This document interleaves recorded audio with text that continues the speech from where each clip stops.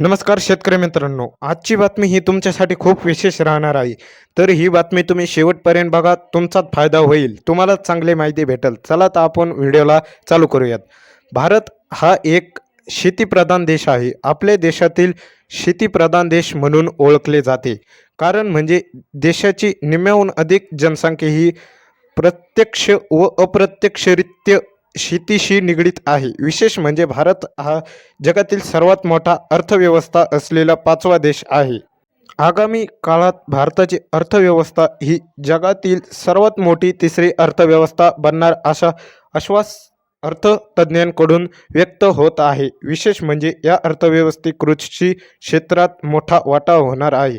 हेच कारण आहे की केंद्र शासनाच्या आणि राज्य शासनाच्या माध्यमातून शेतकऱ्यांसाठी वेगवेगळ्या योजना चालवल्या जात आहेत.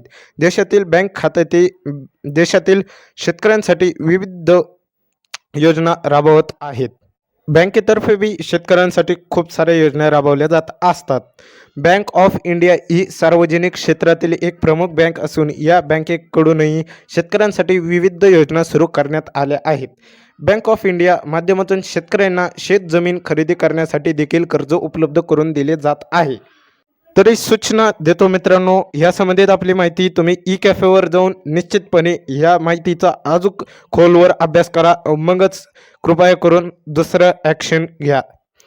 जमीन खरेदी कर्ज योजनेअंतर्गत बँक ऑफ इंडिया मार्फत शेतकऱ्यांना शेती योग्य जमीन तसेच पडीक आणि निकामी जमीन खरेदी, विकास आणि लागवड करण्यासाठी वित्त पुरवठा केला जात आहे. दरम्यान आता आपण या योजनेची सविस्तर माहिती अगदी थोडक्यात जाणून घेण्याचा प्रयत्न करणार आहोत. बँक ऑफ इंडिया जमीन खरेदी कर्ज योजनेची वैशिष्ट्ये. या योजनेअंतर्गत दिल्या जाणाऱ्या कर्जाच्या परतफेडीसाठी अधिक मुदत दिली जाते. म्हणजेच हे एक दीर्घ कालावधीसाठी दिले जाणारे कर्ज आहे. हे कर्ज शेतकऱ्यांना परतफेड अशा व्याजदरात उपलब्ध होते. या कर्जासाठी आकर्षक व्याजदर लागू केले जातात. या कर्जासाठी जमीन म्हणून बँकेच्या वित्तपुरवठ्यामधून खरेदी केलेले जमीन बँकेच्या नावे गहाण ठेवली जाते.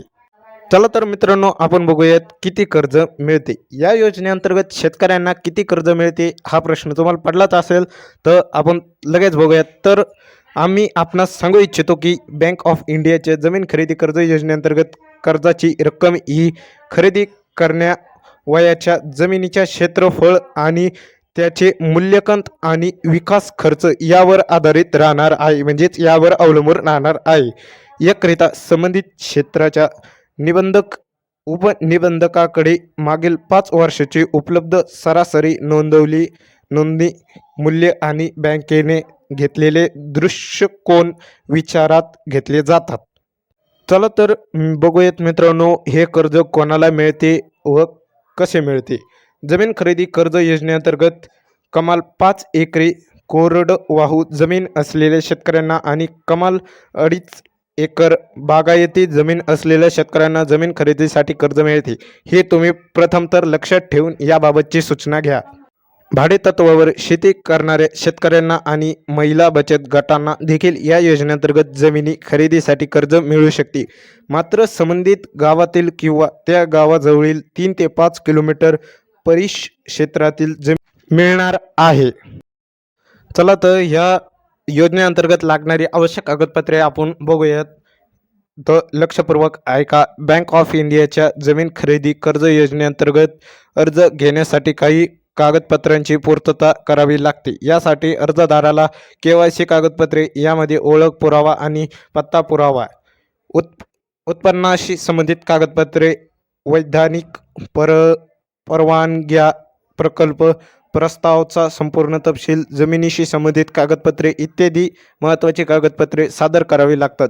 कागदपत्राबाबत तपशिलावर माहिती जाणून घेण्यासाठी बँकेच्या अधिकृत संकेतस्थळावर भेट द्यावी लागेल किंवा तुमच्या जवळपासच्या ई कॅफेमध्ये जाऊन या संबंधित काही माहिती घेऊन तुम्ही यावर प्रोसेस करू शकतात.